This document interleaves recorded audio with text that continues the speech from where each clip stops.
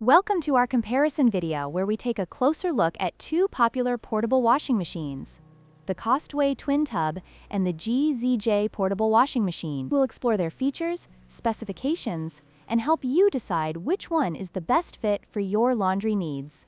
Let's dive in.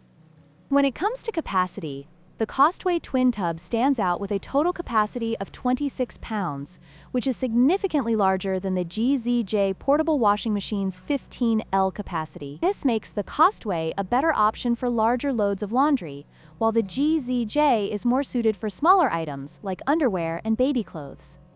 The COSTWAY features a dual tub design, allowing for simultaneous washing and spinning, which can save you time.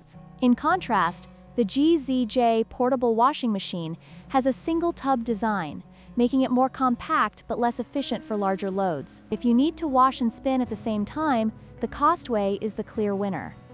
In terms of design, the GZJ portable washing machine is foldable, making it easy to store and transport, which is a significant advantage for those with limited space. On the other hand, the COSTWAY is not foldable, which may be a drawback for users looking for portability.